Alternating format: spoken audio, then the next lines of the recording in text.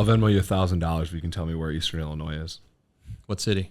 What city? I'll Venmo you $1,000. You know what state right it's now. in? Eastern Illinois. You know I what state it's in? God. Indiana. Almost. On camera, I will get out and Venmo you $1,000. Yeah, dude. It's not far from Champaign. It's kind of over by Champaign. That's true. It is. It's not far. It's like 40 minutes. I mean, like, as far as cities of Illinois go, I got Chicago, I got Naperville, I got Champaign, I got Evanston. That's it. That's about it. Bloomington? Normal? Bloomington, Oh, that's where Gracie's from, so yes. Yeah. And then, yeah, that's about all I got. Got Moline now. Oh, Stand yeah. up. Moline. I barely even... Oh, and Rock Island. I guess you could count that, too. But There you go. You're showing your geography skills right now. other than that, yeah, that's about it. All right. Where is it? Charleston, Illinois. Still Illinois. Chucktown. Chuck Vegas. So they used to call it. Yo, Kono with the rebound, they got 8 seconds to go. Move the ball right up the court, yeah, you know they ready to roll. Hit the outlet, pass to Patrick, put a move on them so tragic. Yeah, you don't want no static, McCaffery boys, they be like magic. This shit back to Connor, yeah, you know these boys is hooping. Hit him with the alley, yeah, you know he straight up hooped it. Now Patrick's hanging on the rim, yeah, he's got his feet up. Excessive celebration, McCaffery boys, they done got teed up. Oh man, they got teed up.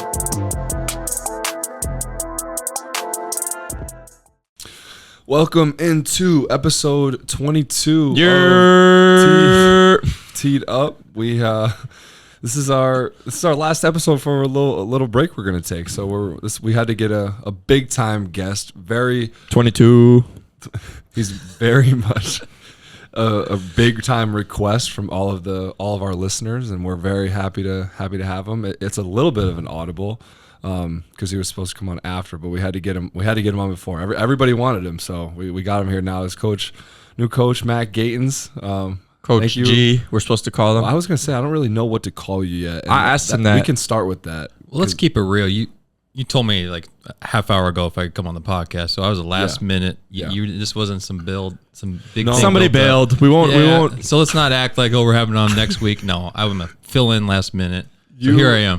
Stop trying to build this thing Here's up. the thing. So, like I said, we're going to take a break. Okay. You like when I tweet out like, oh, who do you want to see on the pod? Your name comes up every time. All right. So, what I was gonna do was, you were gonna be our breakout guest, like our first episode back.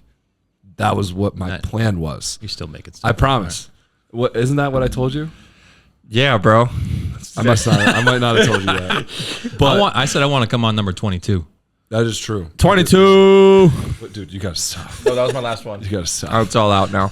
But that I wanted you to be like, okay, we got a big time guest coming out. All right. Yeah. Okay. After the. But okay, seriously. What was your though, question? What do we call you? Will you call me? Because Yeah, you asked me that the other day. I don't know. I asked you and I said, can I just call you Matt? And you were like, yeah. That's fine. You're like, oh, what do I call you, Coach? I'm like, my last stop, they called me G, Coach G, Matt. I don't care what you guys call me. Sticking with Matt. Yeah. I mean, I Pretty feel like lame. out Matt. of instinctually, I just call you Matt. Yeah. That's fine. But- I've called you Matt for what, 13 years now? I'm not going to stop. No. I don't expect you to. Yeah, so I don't know, but we'll see. Maybe I'll try to grow. I want to be professional. I still don't like really call my dad anything. Yeah. I just like, yo. Yeah. Like, G or Coach G was the notion. at Drake. That's probably what they called me. Okay. Top of my head. Yeah. Okay. And now a message from our friends at Vibrant, who've heard you're thinking about trading in that gas-guzzling SUV for a motorcycle. Did you know that most banks don't actually offer motorcycle loans? And the ones who do often charge a higher interest rate than they do for cars or trucks. It's true, but at Vibrant, financing that new or used Harley is as easy and as affordable as buying any other vehicle. Only you'll look much cooler doing it. You don't look cool doing anything, but and you'll have a lot of money left over for gas. Head to vibrantcreditunion.org/ride to get started. With the college basketball season now officially over, this is the time people turn their attention to filing taxes. People always have a lot of questions about their taxes. Maybe you're wondering if there's anything you can do to owe less taxes. Maybe you've got a little extra cash, you want to put it away for retirement, but you're not sure how. Maybe you're a student athlete with some NIL money and you want to be smart with what you have after paying taxes. Wait, we have to pay taxes? Everyone is looking for someone they can trust to provide answers and a game plan to to help them make the right decisions with their money for today and in the future. So if you just want to know if you're on the right path or if you haven't even started down a path at all, reach out to an advisor at Lane Family Wealth Management. They offer free phone, online, and in-person consultations. Call 319-535-4525 in Eastern Iowa or 515-322-7971 anywhere else in the U.S. Well, that's big time. Well, we got to start with the biggest item on the agenda, the newest news. There's a new member of the Gatens family. Yeah. Your father. Congratulations. Thank you. Very, very special. Newest Hawkeye. Aaron newest as well. In the family. Yeah. Thank you. She came last week, the 21st. So it's been, with this new job and new baby moving, it's been a lot for my, my wife. She's a warrior and did an incredible job with it all. So it was awesome. It was everything went well, healthy. She's doing great. Sleeping a lot. So it's awesome. It's our third. So it's Nash and Noah were pretty excited to meet her, and so it's been a lot of fun bringing her home and going through all that. I know my guy Nash is in Des Moines holding the fort down whenever you're in Iowa City. Nash is we there. have to talk about some Nash camp stories because we've been going on the camp. We've had some camp talk with Tony. We talked about camp stuff with Jelly. So we got to talk about Nash and camp. Patrick, I know you had. I have a couple Nash stories at camp. So the first one, for anyone who doesn't know, Nash is your 6-year-old son. Yeah. Yep. So Nash was at camp, and so they were playing knockout one day, and so if you win a knockout game, you go to the finals.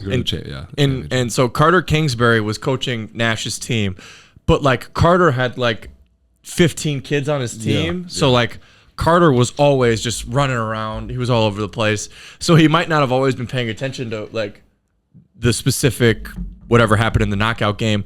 So let's just be honest. He was on his phone. He might have been. I wasn't there. So I walk up and I go, "Oh, you guys are playing knockout." He's like, and then Carter goes "Yeah, Nash won the first game." And I was like, "Oh, cool, great. Nash must be pretty good. Whatever." I'd never seen Nash. So hold on. We'll get to another story later of what Nash said. But so they're playing knockout, right? I was gonna get sidetracked, but I won't. So they're playing knockout. Nash is shooting. He really liked the backboard. Kept shooting, bank shot every time. The bank's open, baby. Yeah. So I'm sitting there. I'm watching. Was talking to one of the other kids. Probably was texting. I saw Nash get out, but I was like, maybe I missed something. Maybe I didn't see it right. Whatever. So Nash goes to the back of the line. I see him again, 3 or 4 shots later, he gets out again.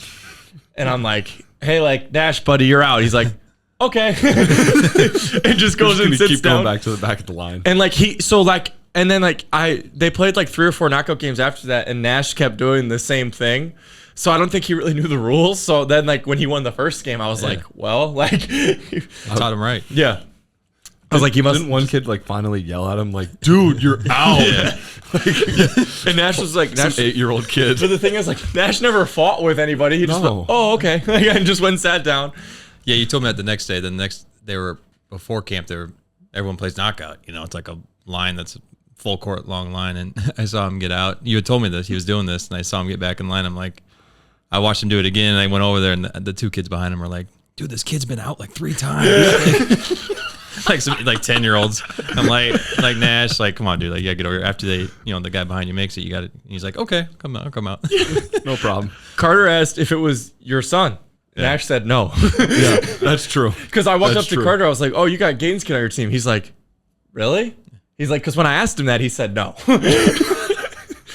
He doesn't want to claim dad at camp. He loves Carter.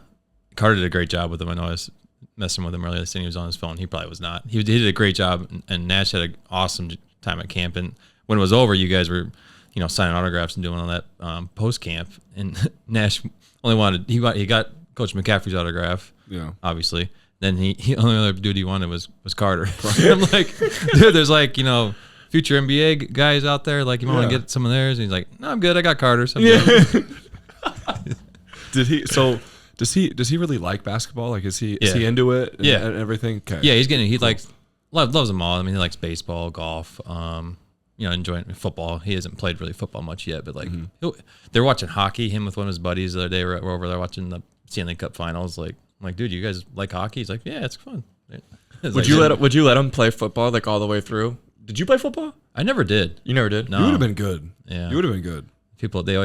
Coaches would try to get me out, but golf was in the same season in high school, so it was like I always enjoyed golf, so I'm like I never really messed with it, but and my dad, kind of pushed me towards golf from football, but He didn't want you to get hit in the head. probably. I don't know. Would you? I think I would have enjoyed it though. Would you let Nash play? I'd be fine with him playing. Yeah, as long as his mom's cool with it too. Yeah. Margaret McCaffery put the kibosh. You guys on. never did? We played 1 year. We all got 1 year of Yeah. tackle. Me, Connor, and Jack got 1 year of tackle football. I was the quarterback. I was tough. I was too big, so I had to play on the line. I would have been too big. I was a too. tight end. Yeah, I was the only one who was. Football. I was the only one who was able to play like a skill position You're so skinny. because I was skinny. So Just throw it up to you. yeah, no, but I played quarterback, so I just run or I throw it. I could throw. I've got a video on my phone of me throwing a touchdown pass. Well, I want to talk about golf because we're talking football, Sure. but golf. You're a really good golfer. Nash is a good golfer. Your dad, Mike, influences that big time, right? Talk about a little bit what it was like growing up. I mean, you're like damn near scratch. I'm not. No. You used to be. I You used to told be me pretty you good. used to be. What's your handicap? 5 now? Yeah, probably 5'6". Yeah, That's pretty good. I'm shooting high 70s, low 80s. I just don't play enough anymore. I enjoy it though. A lot of scrambles, which I'm usually pretty good in those because I'll hit the drives far. But then I'm not a great putter and stuff like that. But it's something my dad and I really connected over it at a young age. He would take me out there a lot. It was a real bonding experience, and it's really fun to watch him now with my son. His grandson. Especially now coming back to town, it's going to be really enjoyable the more that they're going to be able to go out there and do that. He loves it with him. They both do. My son Nash with my dad. It's fun to watch their relationship grow through that. And it teaches him a lot about life, being patient, I always enjoyed it because it was just me in the course. You're not relying on teammates, and it's just a really mental challenge. Overcoming adversity of a bad shot, shooting the next shot. It's just it was a break from basketball of the physical running, the exertion into more of just a mental challenge but still getting away from the sport of basketball, but still, growing as an athlete. I thought it was really beneficial to me, and I love to play now. Just you don't get out as much with a family and this job. Would you play live golf? Oh man, we're getting to that talk. Oh man! Disclaimer: I'd play live golf. Dude, I was talking to someone the other day. I'm like, you're really gonna turn that money down? It's crazy. It's big money. They it's offered wild. Tiger $900 million. Yeah, it's crazy. It's a lot. I love the PGA Tour and watching that, but it's put that money in front of you. Okay. Peyton said they See what you say. shotgun start too. Yeah. 54 holes. That's why it's called LIV. Yeah. And less events. There's a lot of positives to it, I think, but I'm not taking sides here. Morally, ethically, right? More money for less events. They are probably getting in trouble. So There's some gray area. There's a few gray area, but gray area. But there's gray area with everything. If you really want to get there into you go. that, There you could always find some gray area. I'm really good at finding the gray area. Okay, well, we talked trouble. about your dad, Mike, and we want to talk about your Mike mom. is the GOAT. Your mom and your sisters as well, but Mike, he was He loves you guys. He's like a legend. No, Mike is Right? awesome. Do we have any stories Mike stories that we need to share, Patrick? man. Mike's really good at sending really, really long texts. Oh Yeah. God. He does that to you guys? I'll Group get texts before games. during high school. I got at least one a week, probably just really long. I love them. They're awesome. This is incredible. Because he knows, obviously he knows what he's talking about, and he cares about what we're doing. Yeah. So it's cool. I liked it. So he's really good at sending really long text messages that I like. So usually I just read it and then I'll just call him because I don't feel like typing all that back out. So I'll just call him, and he seems to like that. So no, but Mike's awesome. Yeah. He loves you guys, man. He obviously has followed you guys' career since you've been here. What were you saying? 12 years ago when you guys came here. So it's watch you guys, as I have, watch you guys grow up and mature. He's obviously probably been around more last 10 years through this, of your guys' life, but he loves it. He really loves coming over to practice. He never did when I was playing. People would be like, "Did your dad come?" I'm like, "No, he never didn't come once." Then I know he's gonna come over and watch you guys since. And then it's funny. He actually asked me today. He's like, "You care if I come over soon?" Because I think he's just trying to give me my own space there, coaching and stuff. I'm like, dude, yeah, you come over. As long as, Coach McCaffery doesn't care, which I know he doesn't because he's always come. So then he showed up today, of course. I think my dad prefers Mike to come. Yeah, he wants him to come. He enjoyed it. I saw he went over there and talked to him today. It's nice. That's like my dad's favorite thing to do. Go over like when we, at the end, when we're shooting free throws or something, go talk to like Mike and Pete, Fremo, and whoever else. But Mike, in those texts, Patrick, do you remember what he always ended with? Love you. Well, okay, yeah, that is true. But he always, to me, he would send this really long text, and then he'd be like, "Remember, pretend that the guy across from you just kicked you in the nuts." His material hasn't changed. Pretend that he kicked you in the nuts. I forget that. That's he always what says drives your hilarious. competitiveness. Did you ever think about that as you got the tip off? I mean, I feel like there are a lot of things on my mind at the center circle. I'm not going to say that wasn't on my mind, but I definitely, I will say I appreciated those texts in every way. That's cool. As did Patrick. He's always good for some unique perspective. He always he'll always come up to me with a tip or something that I hadn't heard in a while or hadn't heard at all. He'll just come up to me and be like he came up to me last year and he gave me this 30-minute talk about using the backboard. See, hey, Nash is using the backboard. And I was like, so then when I That's saw grandpa. Nash at Knockout, I was like, obviously Mike is with this kid a lot. This is obviously Mike's grandson. And Mike's like, yeah, man, just find that spot on the board and it'll go in every time. That's hilarious. He speaking of before games, people always be like, what'd your dad always tell you, some pump up speech, or whatever, advice. He hardly ever really talked to me about X's and O's or playing. It was always about how you're acting. Before I would always leave for a high school game, he'd tell me, he'd say, have fun and be a gentleman to the referees. That's all I would say. It wasn't hey, take this guy to the right, whatever. I think it's safe to say that that's not the same advice that we get from our dad. That's literally word for word what our dad says. That's hilarious. Respect the referees. More like F those guys. No. He does not say that. That's what he thinks. Dude. No, it's hilarious. Let's get off the referee talk. But no, hey, legit though. Someone asked me. I remember someone one of my buddies or something. He's like, "Are you now Fran's guy that when he gets after refs, you got to go out there and pull him back?" That was true. I know. that's you. I don't know where I'll be sitting or what. I'm like, I don't know if he wants me to. I guess that's one of my jobs. I gotta go do it. Yeah. No ejections. That's what my mom will talk to you and be like, "Yo, let him get one." But then, you got to grab him. Yeah. She's going to tell you and Courtney, yo, get him back. Tristan will be good at that, too. Tristan will grab him, too. Yeah. Tristan's a big guy. Yeah.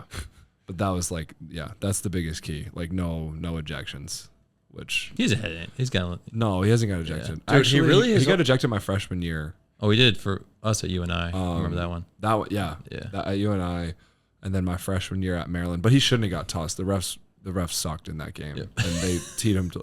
Well, no, they teed him back to back, and that never happens real quick. Yeah. Within a couple seconds, it was crazy. Yeah. Which it was almost okay, did they even know that they teed him the first time because it was a different guy? Those guys sucked. The worst thing you can do is eject him because then you're really gonna hear it. Because then he's just gonna go until he eventually has to leave the building, but he's gonna really get after it then. Eventually. All right. Well, let's talk about you. I'd rather not. Let's just stick on your dad. Just stick. Yeah. Right. Text or Nash. Nash is a good conversation. Or Mike. The dads. I mean, but okay. Not you then, but your mom and your sisters and Aaron. You come from a very athletic family. Everybody played sports, soccer, volleyball. Whatever else. How was it growing up in that household? You always had stuff to do. Sports on the TV. Yeah. You're going to sporting events, you're watching your sisters, everything. You're just surrounded by it, in that lifestyle. So growing up, what was that like for you? Yeah, so I was the youngest, and both my sisters were athletes. They were very influential on me, and I looked up to them. Very good too. They were good. Yeah. They were one sister played soccer at Iowa. She was a really good athlete in high school, played basketball, really good track athlete. Played all sports, and then my other sister, that was Nicole, and then my other sister Megan was, she played all sports, volleyball, basketball, track, softball coming up, and then played volleyball at Iowa as well. They're just always pretty hard on me, but very helpful. Always give me advice because they'd been through it. They'd played high school, college athlete. So it was helpful, and I was able to watch them compete on the college level, which was, traveling around the Big Ten cities was really fun. And just lucky to have two older sisters like that. And then my dad played here at Iowa, so I was, he obviously had been to the ringer here, and a local, grew up in Iowa City, so very similar stories. My mom was a cheerleader here at Iowa, so it's like it's some deep bloodlines. And my grandpa, actually, I don't know if you guys know, played basketball at Notre Dame. Oh, really? No, I didn't know that. Yeah. Oh. So, which I know you guys have Notre Dame connections too. Yeah. So it's, definitely an athletic family. Like you said, sports on TV all the time. Sports Center. When I was a kid growing up, I'd just be like stuck in front of the TV watching Sports Center, on repeat. You know how oh yeah. Now they go into like different shows like Get Up and all that, but like back then it was just like Sports Center. If there was like a sick day you stayed at school, I just like watched Sports Center like 6 times. Like Stuart Scott. Like, how many times you got to watch top 10 plays? Right. Like, I do the same thing. Hey mom, I know what's coming. How do you know that? But yeah, grew up. Sports was what we did. I played basketball, baseball, golf, soccer too growing up. Never really football like we talked about, but really loved them all. I really loved baseball too. I ended up giving it up to do the summer stuff, which I somewhat regret that. I wish I would have stayed with baseball through high school. I do too. With buddies. Like some of my best buddies played it, and I just think it would have been a lot of fun. Yeah. Your dad told me you're a really good player. I don't know, really good, but I played on the team, and I enjoyed pitching. Like pitching was fun because you just were in every play, and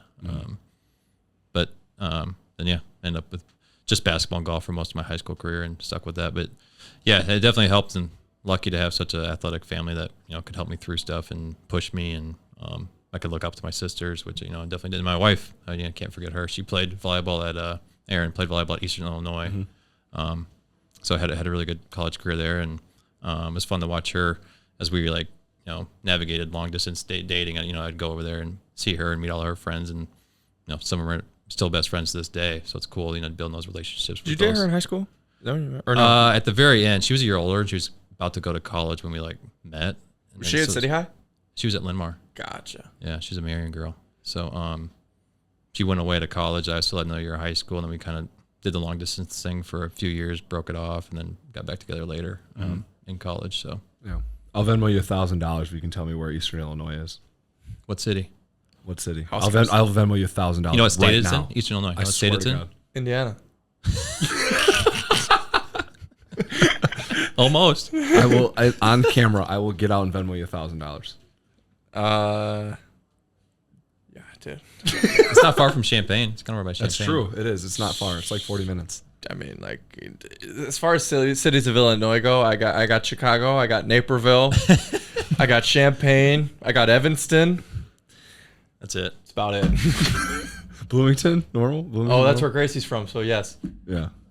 And then that's about all I got. I got Moline now. Oh yeah, Moline. I barely even. Oh, and Rock Island. I guess you could count that too. But there you go. You're showing your geography skills right but now. Other than that, yeah, that's about it. All right. Where is it? Charleston, Illinois. Illinois. Chucktown. Chuck Vegas. So they used to call it. There's literally nothing. There's like a Jimmy John's. You been there? Yeah, I've been there. Tony Romo. Tony Romo with Eastern Illinois. Most notable. And Garoppolo. Garoppolo too. What the hell? Sean Payton, I think, went there. They have like a weird NFL, like really random. Yeah. Just really random. So yeah, I'd make some visits to Charleston. It was like 4 hours from Iowa City. I'd drive over there and doing the long distance thing. It was fun. It was to watch her compete, and she was a really good athlete coming up too. Really good track. Ended up getting some injuries in track and ended up concentrating on volleyball. Was really good. Good volleyball player. So shout out to my wife Erin. Yeah, shout out Erin. Dude, we love giving shout outs on the pod, no, so we're a big shout out Erin. Anytime you want to shout out somebody, just shout out. Just shout out. And then I will always, if you shout out somebody, I will always echo it with another shout out. Yeah, that's Every pretty time. much what we do. That's you committed to Iowa early. You wanted to go to Iowa. You committed early. Your first couple of years, obviously played for Lickliter. My dad comes in and kind of tried to, change around the program. And he always credits you as being like one of the main reasons as to why that happened. One of, if not the, along with Jared. guys like Whitey, Dev, Jared Cole, Bryce, Eric May. Eric May, whatever. Zach McCabe, everybody. But I just want to know, like, what was like, I'm just curious, I guess, what was like the biggest thing when he first got here? Like the biggest change? Was it intensity? Was it just competitive drive? Like what changed? Was it the mindset? I'm sure there's going to be X and O changes, but when you're trying to completely change around like the culture of a program, I just feel like there's something deeper. So I guess what was the biggest thing in your opinion that you felt when he first got here, and that kind of switched up with those teams that you played on? Yeah. So I mean, I was recruited I committed to Alford, who was here. Then the Lickliter came in my senior year of high school, and then your dad coming in 2 years into my career there. Probably just like, his competitiveness and fire was the biggest difference from Coach Lickliter. Like, and I wouldn't say like Coach Lickliter, like it wasn't going to end up working out maybe, but just, it was struggling. Like we were down. Your dad like came in and I think at the right time just to kind of like light a fire with his personality, his competitiveness. There's just not saying one way is right or wrong. Coach Lickliter was National Coach of the Year. So like he's a great coach, great guy, who I enjoyed. But then your dad is just different.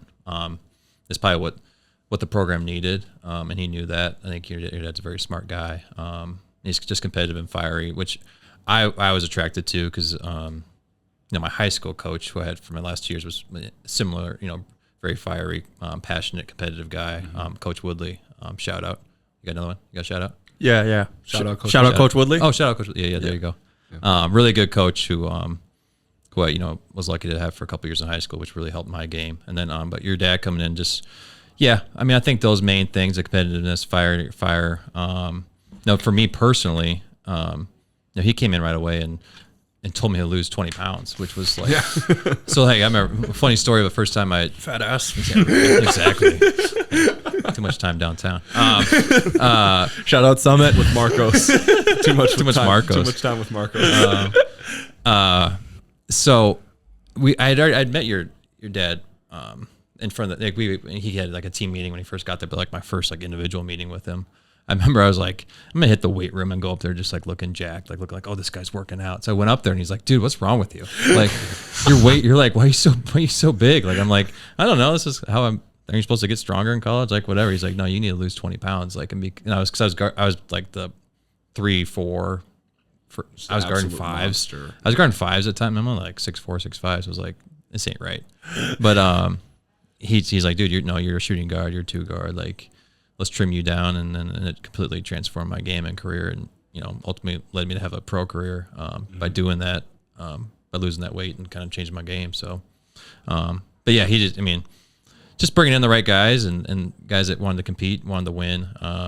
It's an honor when people say, you had a big part in helping change it. It's been a number of guys like we mentioned Whitey, Eric, Jared Cole was kind of that first main senior on that first team. I remember it kind of like started his senior day was like a time that was starting to like kind of flip. We beat Purdue. They were ranked top 10. It just kind of gave us a little momentum going into the next off season, going to my senior year. This thing's starting to change. We experienced a little bit of, not a ton of winning that year, but like just to end it on that note of place with good crowd, beat a top 10 team, really good Purdue team. Starting to believe in ourselves that, hey, this thing's working. That off season just kind of, and tackling thing, it just kind of went from there. And it's amazing how like the trajectory we went from like making an NIT my senior, then they made the NIT finals the next year, then it's NCAA tournament. It's just like amazing the correct trajectory that they've been on and been able to keep it there. And it's a testament to the staff, your dad and the rest of the guys on staff, and the type of guys they're bringing in now. Yeah, no, for sure. We're gonna get back more into your pro career after a quick break. Hey Connor, I went into Kimball and Beecher Family Dentistry the other day for a cleaning. Was your experience as good as mine? Yes, it definitely was. I went in. Immediately they got me in. I was in and out within 30 minutes tops. It was pain free. The doctors were great. The dentists were great.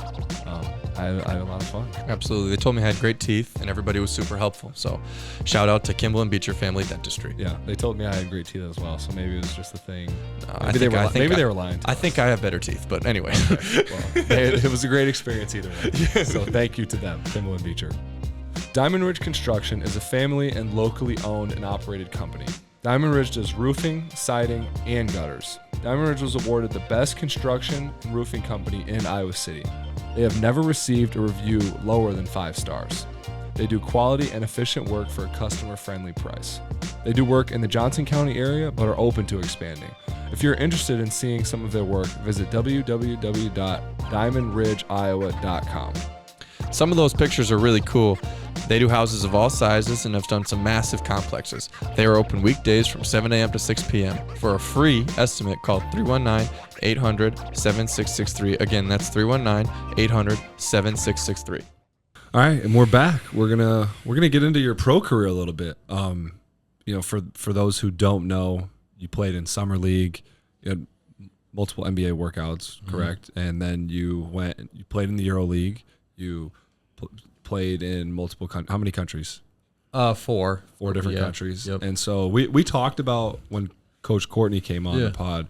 We talked about what it was like playing overseas. So I want to kind of get your take, but I want to start at the beginning. Calling him Coach Courtney just sounded really weird. I just know that that's what people like know him by when he comes up on the thing. Sure. But he's C. We only call him C. I'm Matt. Yeah, you're Matt. Matt. He's C. Matt. And we have skis. Yeah, that's Sherm. Sherm is skis. Sherman Dillard is skis. And we don't call my dad anything. And then Tristan is T. But or anyways. Or T-Spur. Or T-Spur, yeah. You got football in there too. That's Football. Lucas Pauly. We call him football. It makes no sense, but it's just his nickname. And then we got to shout out everybody. Kyle Denning, KD. Kyle Denning's KD. You just got to shorten names up. It's that simple. Al is money. Give Shelly a shout out. Come on. We don't have a nickname for Shelly. No, give her a shout out. Shout out Shelly. Yeah, shout out Shelly. Al is Al Money. So we just call him Money. Yeah, that's what I call him. Money. Yeah. All right. But that's the rundown. That's but anyway, so you come off, we play Oregon at Oregon. We lose like 112 to 104. Yeah. I think Dev had 40, you had 30. Like everybody was just destroying, but we gave up like 110 points. Yeah. But coming off that, like you were playing, you went on that unbelievable stretch. Your senior year where you didn't miss for like, I swear to God, it was like 10 games. It got hot. Yeah, really hot.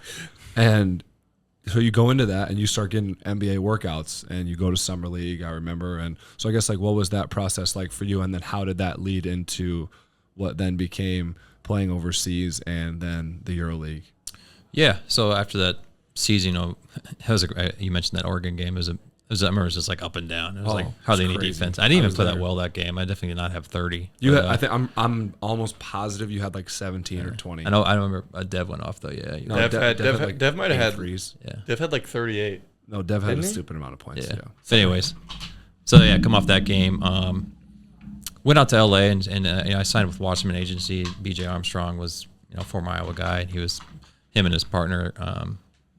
I met with some agents, and that was one I chose. I mean, I had a little bit of relationship with him. I really hit it off with his partner, Jason Rainey, who was there. So I signed with them and went off to LA and did like some pre-draft workouts. Stayed out there for about a month, just training, which was awesome experience. I'm out there training with other guys that are getting drafted. I didn't get drafted, but like I was with really talented guys working out every day. And then I think I got like 10 or 12 NBA workouts, which awesome experience. Like getting to learn, meet people, network, right, learn how they, kind of do these workouts, which is just pretty eye-opening and cool to see, and just something I'd never experienced. From there, I had a good workout with the Suns. I remember it's amazing like what this stuff can come down to. I shot it well. I played well against who's Lamb? They go to UConn. Jeremy Lamb. Was it Jeremy Lamb? Yeah, he was there. I played well against him. OKC Thunder. Yeah. So after the workout, they always do these like shooting. How many threes can you make in like a minute? Just different stuff that they chart. So I did well on that, and then the GM comes up to me. He's like, "Hey, come here." I'm like, "Okay." And he takes me over to the top of the key, and he's like, "You make 8 out of 10 right here. I'll call your agent and bring you back for another workout." I'm like, seriously? Like that's how it works? Wow. He's like, "Yeah." I'm like, so I made exactly 8. I'm like, "Oh, thank God." So I get on. You were 7 for 9, sweating. Oh, fuck. So I hit 8. I'm like, "Oh, this is cool. Like, what's next?" So then, go to the airport. My agent calls. He's like, "Hey, so heard like you had a pretty good workout. They want to bring you back next week." I'm like, "Okay, cool." Like, I'm starting to think like this could, come back, do another workout. It was fine. And they invited me to the summer league team.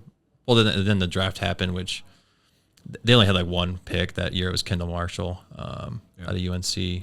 So they didn't have a second round pick. So not saying they were going to take me, but they liked me and invited me to the summer league. So it was really cool opportunity to get to go to Vegas, play in the summer. Did the mini camps leading up to it, playing with really good players. One of the Morrises was there. The other guy that made the team was Tucker, PJ Tucker. He had just come back from overseas, and that was kind of his like first entry back in the league, and now he's gone on to have an incredible career in the NBA. Yeah. So we were on the same team, played there, had a playing in and out of the lineup, because they're just rotating guys and getting a lot of guys minutes. I had a good game, so I had like 12 or 15 points.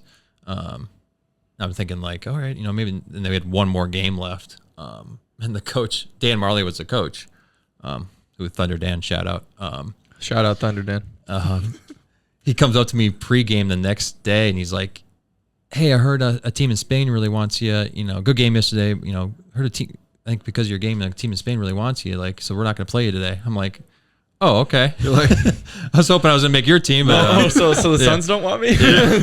Like, I wish you told me that yesterday. I might have gone out in Vegas last night. No, I'm kidding. Hit the tables, man. Yeah. Lose your money. So, yeah. Or win. It was a really good experience, though, getting to go to Vegas and doing that. And then I digressed. From there, went overseas, Spain, the team. I don't know if they saw me there. They probably been following me in college. But played in Murcia, Spain, in the ACB, which is a great first league to get into. Great league, yeah. Great country to live in. It was in a really nice city. We were about 45 minutes from the Mediterranean. So like we would go to the beach. My fiance at the time, Erin, she came over there with me, so she was with me. She'd come back and forth, but was with me a lot of it. So played in Spain. From there, went to Ukraine, which there I got to play in the Euro League or Euro Cup, which is like a step below the Euro League. So when I was in Spain, I was only in the ACB. The top teams play in. I'm sure I know. C kind of explained this. Like the top teams play in Euro League, Euro Cup. There's like a Euro Challenge. Like the top 6-7 teams get to play in 2 leagues. So then from there I went to Ukraine after Spain. Got to play in Euro Cup, which was a big deal. You're playing twice a week. You're traveling all over all of Europe. Getting to see a bunch of different countries play against top competition. Had a really good year there. I mean, I could get into a lot of things, but like while we were there, the stuff that's happening now with Russia, Ukraine started happening back in 2014. So like there was protests, fighting had broken out. There's a lot of like stuff going on in cities, in the bigger cities. We were in a smaller city, but at one point I sent Aaron home because it was getting pretty bad. Like it was getting violent protests. The bigger cities, there was a lot of unrest. And our league shut down for a little bit, then it picked back up, and we like ended up like shorting the playoffs and went home. But it was a pretty wild year to live through. Then it kind of like cooled off over there. Then now it's picked up here this last year, which is terrible for the people over there. It's an awful situation. Yeah, but from there went to Turkey was the next year. Just played in the Turkish league. Didn't play Euro League or Euro Cup. Lived in Ankara, Turkey. I heard that's awesome. Turkey's great. Ankara was an awesome city because it was big, modern. A lot of Americans. There's a base there. While we were there, is like when ISIS started like popping up, which was wild. Like right across in Syria, because we had some friends that like worked on the base. They're like, this ISIS thing's gonna get bad, just so you know. We're like, just so you know. Like, it was like, by the way, heads up. So like all this bad stuff Jesus. kept following us. We're in Ukraine when like this Ukraine stuff, Russia stuff's going off, then Turkey, and stay then away from this guy, right? You said it, not me, right? And then we go to France. Was our last stop over there. Got to play in the Euro League there in Limoges, kind of a smaller city, about 3 hours south of Paris. Playing the Euro League was just you're playing against the top dudes. Second best league in the world. Yeah, second best league in the world's right. It's not close. So yeah, got to finish up playing there, and then my son was born. Nash was born in France, in Limoges. And we ended up coming back. That's tough, Nash. Yeah. Is he a French citizen then? He can be. Yeah, he might. He should do that. Might play in the French national team someday. That's what I'm saying. He should do that. Yeah, that'd be big time. He and Rudy Gobert. French golf team, maybe. Pick and roll. Nash and Rudy Gobert. Throw it off the backboard. Rudy might be retired.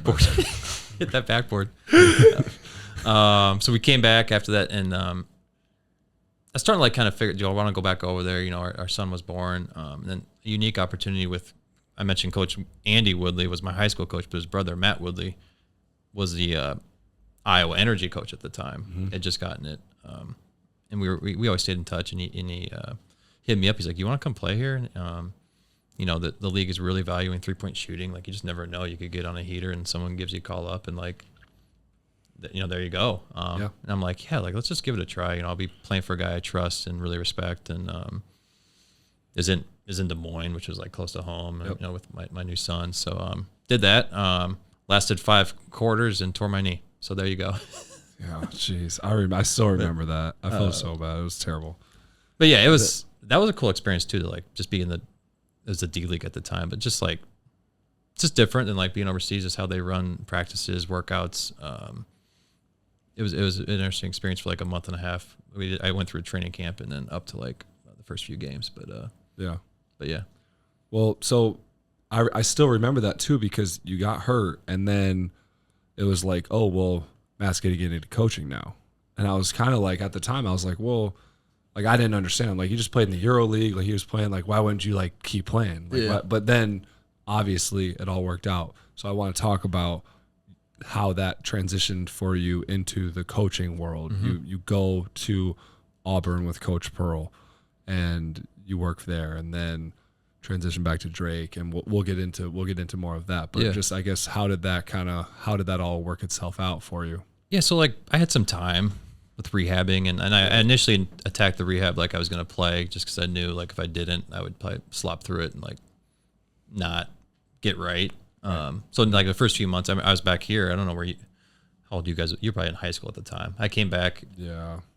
Doc Wolf did the surgery. Then I was with Brad Floyd. He was helping me with some of the rehab. So I would be around the team a little bit. I still had my place here in North Liberty. So we were back. Had some time to kind of reflect and think like, what's next? Do I want to like keep playing? I just had a son. I have to go over there and like prove myself post injury and like right.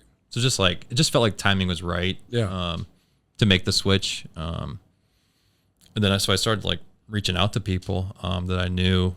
Obviously, your dad being one of them at the time, they didn't have a GA spot. Right. Yeah, we had nothing. They actually got it like right after. I ended up right after I went to Auburn, they ended up getting one, which is crazy about the timing. But yeah, so Coach Pearl was someone who he coached here in the early 90s, late 80s, early 90s, and my dad and him always stayed in touch, like, because my dad was always around the program. Right.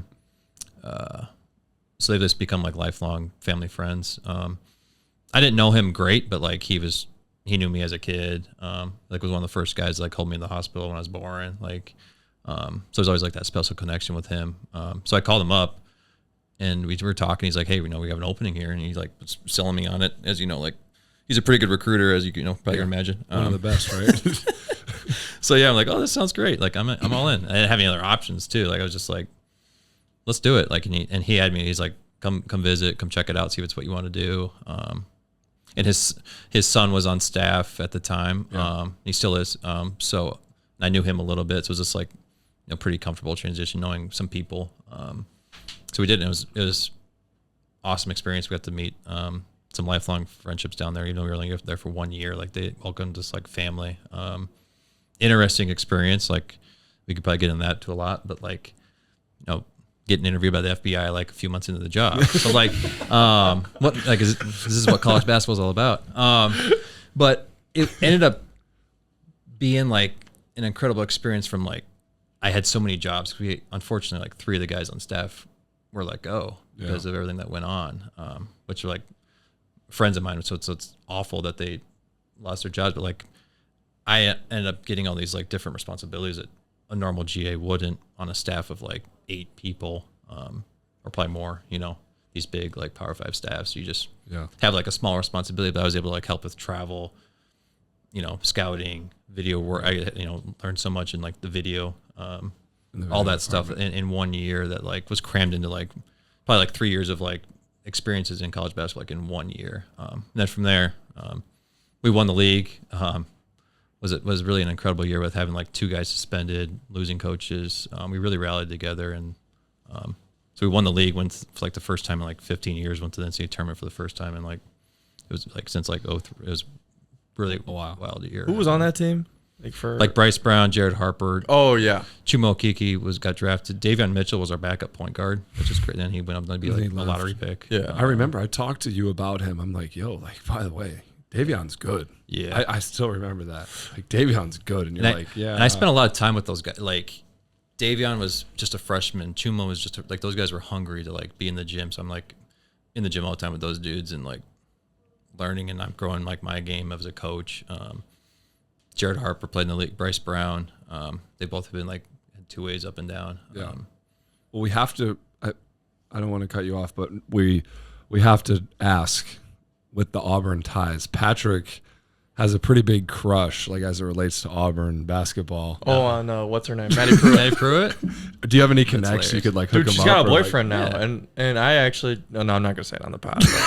I worked with, so her dad was on staff. Yeah. Well, Patrick's a big fan, so we'll just let Maddie babysat for Nash. Jeez. It's a hunk of shit. I could hook you up. She has a boyfriend now? Yeah, he's like his dad's like a billionaire or something. I lose. We'll get back into that. Your dad's only a millionaire, so Yeah, exactly. When she's single, we'll revisit. We'll dabble. Maybe I'll get you that.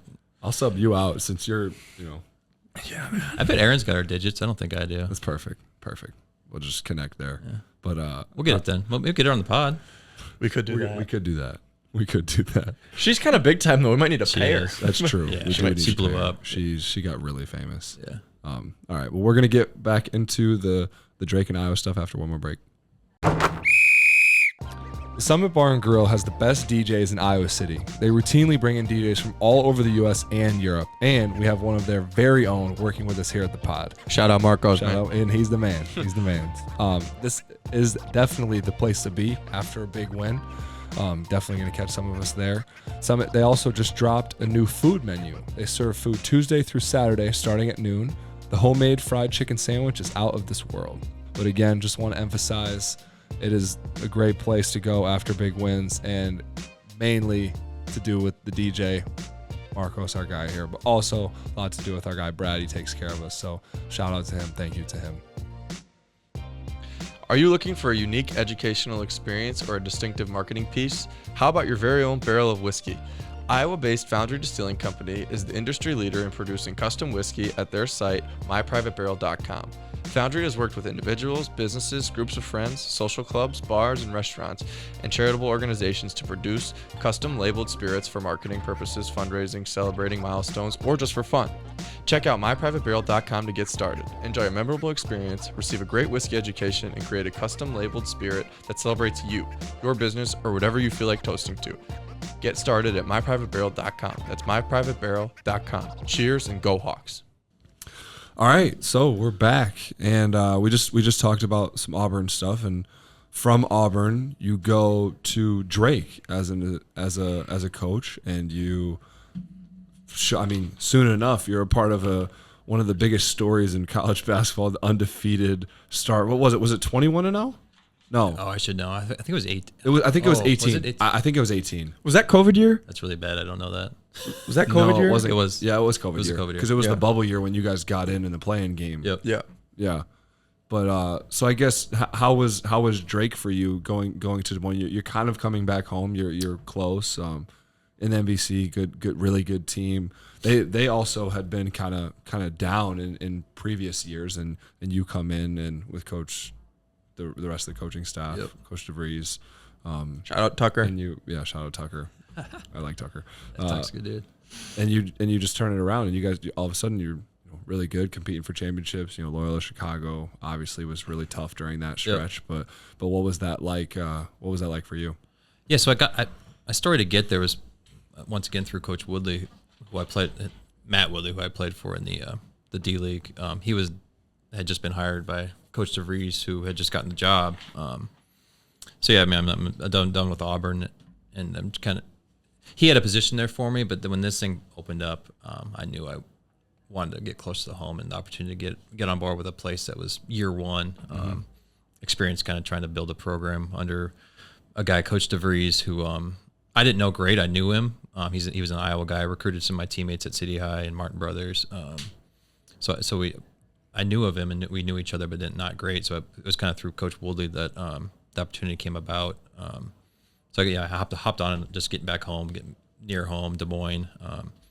Just an incredible experience to get to go from starting to build up a program that Drake hadn't had a ton of success. No, they hadn't been good. Really. 2008, they kind of had hit kind of a little lightning in a bottle with Keno Davis. Doc Tom had been there, and then Keno took over. They had a great year then, and since then it just hadn't had a ton of success, and so we knew it was going to be a challenge, but it just recruited the right guys. Coach DeVries does a great job of finding talented guys, but just guys that fit the program, competitive, good dudes in the locker room, unselfish, which kind of translates to, recruiting here. Some of how your dad and Coach McCaffery wants to do things like that. Character. Locker rooms, and it's character. Yeah. Starts there, and then goes how competitive are they, how skilled are they, those types of things. And so it's similar beliefs, and that's what we built it on there. Coach Richter, who's still there, Coach Woodley, Coach Blunt, and then Coach DeVries and myself were kind of like the initial group, and it's just awesome staff. I learned so much from those guys, and they're all having great success. But it's the players. We were lucky. We had a really good core of guys that some of them grew up with each other, which is a really unique thing. They had a really good connection, and then they stuck around with each other there with this whole portal thing. We lost some guys, but for the most part, we keep it together and be really old and veteran, get an extra COVID year. It's just been a unique situation. Competitive, tough, unselfish, fun guys to be around. So it was just a fun experience to go through and build that thing with tough dudes. Right. And Garrett Sturtz, a dude from Newton, Iowa, who we walked on, and now he's a second team All-League player there. It's just high character, tough dudes. It's gonna be a lot of fun see what they do this year. They're probably gonna be picked to win the league again. Did Loyola switch out? Yeah, Loyola's done now. They're done officially. Yep. So they're A10. Okay. Yep. We and AJ left They beat us last year in the I watched that game. Conference finals. Yeah. So. Oh yeah. Did you come back to Drake with the thought of okay, something opens up at Iowa, I'm close, did you not really think about that? Not really. I didn't really think that far ahead. I just I knew I wanted to be a part of I knew I loved Iowa, being back and this close to family. Even my wife's family and everybody back here. So it was a unique opportunity to get back to Des Moines with people I knew. I didn't really think too far ahead. I was just kind of take, in this business, you take everything year by year. Yep. Try to do the best you can. I mean, as you guys know, you've lived in different places. You don't know what's next. People have been to me, oh, it sounds like you want to raise your family here. You want to be here a long time. I'd love to be here a long time, but I don't know what's going to happen. Yeah. This business, no guarantees. Yeah. You just don't know. Yeah. So yeah, I didn't really think too far along. But I think it's made sense, that it's helped that I've been in the Midwest now, in Iowa, coaching in Iowa, had success at a, really good mid-major that, to transition into this position. So yeah, I'm lucky it's worked out that way. Yeah. Did you kind of expect that Matt was going to be one of our hires? What did you think about that? Well, yeah. Well, I knew Courtney was, as soon as when BT's job opened, I knew C was going to get promoted, which made sense. It's just easy. With their relationship, that was a given. And then once Sprue left, I didn't even know Sprue. I knew Sprue was leaving a day before it got announced. No, I didn't know. I had no idea. They kind of kept that quiet for a while. I had no idea. And then I was like, yeah, probably be Matt. It was they're gonna be Matt or I don't know. Yeah, probably Matt. Or probably some head coach out east or something. Some guy that had recently, I don't know, gotten fired or whatever. I don't know. I heard you talk about a couple guys like that, but I was probably gonna be Matt, which I was cool with. Are you happy with that? Pretend he's not here. You're excited. Pretend he's not here. Matt gets on my ass, dude. That's good. That's good. Dude, I'm on it. Dude, Matt won't leave me alone. Dude, defensively, I'm on. Good. Good. You're probably Coach Sproul's gone. Now it's gonna be a little easier. Sprue, I think, gave up on me. We had Sprue on. I'm telling you, man. I'm trying to get you like tip dunks, get out some steals. I got a breakaway dunk today. Easy baskets. Yeah. Easy baskets. Get the crowd going. Dude, I'm all about the crowd. Gotta get in the stance, play some defense. Yeah, I can do that. We'll get you there. I can do that. No, but in all seriousness, I think like my dad like said like, hey, like I'm gonna hire Matt, and immediately like I was excited. I know I can't say that to his face though. we got to give the Iowa fans, the you text me. I don't think Pat. Now I think about it, Patrick didn't text me. Of course he didn't. Bro, I didn't know I had your number. I didn't know I had your number. You didn't have his number? No, I didn't have his number. No, this is coming back. You're not excited. We've texted like a little bit kind of through the years. So yeah, bro, I've never texted you before you got the job back here. No, never. So like I didn't have his number. How do I? Twitter? Yeah, I could have done Twitter. Come on, dude. Well, I guess it kind of all like worked out. Like now you're back and you're fresh off of a championship run, and I'm excited to. I still think it's gonna be a little weird, like for me to adjust, like playing for you, but I'm excited. And I know. No. In all seriousness, actually, I don't like giving him compliments to his face, right? Because he doesn't. All he does is just make fun of me all the time. So why would I repay him with compliments? He doesn't make fun of me. So like, He's Mr. Serious guy. No, yeah, and I'm the same. No, but he seems all right. I think we could win some games with Matt on the sideline. All right. Be all right. He's not going to hinder us too much. I just want to keep winning, man. You guys, hey, sign me up for that. What you guys have done, this, the run you've been on, it's been a lot of fun to watch, and now to actually be a part of it is it's special. I'm thankful to be here, and it was fun to watch you guys, man, go on that. We were off that weekend because the Valley tournament was always so early the week before, so I was just chilling at home watching your guys go on that run. It was sweet. It's a lot of pride and a lot of cheering in the Gatens household in Des Moines. Oh yeah. Nash was cheering for you. I know he was. Nash is my favorite member of the Gatens family. Nash still does not know my name. That's an easy choice. Oh, Nash. I don't know if he knows my name either. I'm pretty sure Nash knows my name. No shot. Nash is 1A and then Mike's 1B. He actually came up and talked to me though, like because I was trying to talk to him and he wouldn't. Like he was having none of it. But then towards the end of camp, he actually seeked me out at lunch and we talked. Like we had we didn't have a conversation, but he spoke that was to a me fun first. week, man. Like, and I don't want to get into that, but like, to start this job with my son here, going to camp, the camp that I grew up going to, like he's only 6, going to this camp, like it was going over there eating lunch with them, like it was just really cool and watching you guys. Like, I was a player here coaching you guys at camp. I remember I had you on my team. Just it's wild, come full circle. And now I was at camp. I was a kid at camp, and then now my kid's at camp. I'm coaching here. It's just like such a cool week. What was that, 2 weeks ago of being here with him, and just it was special. Something I'll remember forever. Yeah, no, absolutely. Well, Nash loves the backboard. Thank you for joining us. That's gonna do it. We're gonna have you back on at some point. We're gonna get into some more technical basketball stuff, but we had to get this initial episode. We had to get this filmed. This was a big one. This was a big request. People are gonna love it. Thanks for coming on. Thank you guys, man. I'm proud of you guys. I know I've watched you guys grow up and everything you've been through. I mean, remember walking down your parents' basement when you were in that bedroom down there at their old house, like seeing you when you were sick. Like it's just now watching you, it's just awesome, man. And everything you're like seeing you guys doing this podcast is sweet, man. Yeah. Watch you guys on the court. Now I get to be with you and coach you and go to war with you. I'm excited for it. I'm just excited for the first time you got to yell at me. That's what I'm looking for. I've kind of yelled at Pat. I haven't yelled at you yet. No, you told me I took a bad shot yesterday. I was joking. That's probably about true. I don't. I don't talk shot selection, dude. I thought I made it. I didn't care.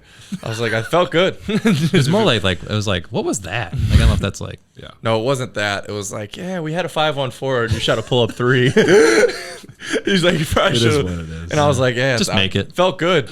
I'm gonna let it go. Yeah. I won't complain about shot selection. Let it fly, baby. Sign me up for that. Yeah, perfect. Well, thanks again. Yeah. Thanks for coming on. Thanks, guys.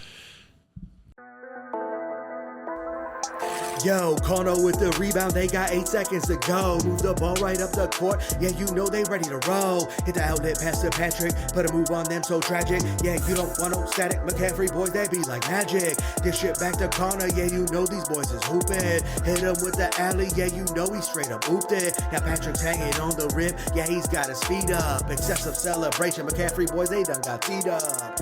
Oh man, they got teed up.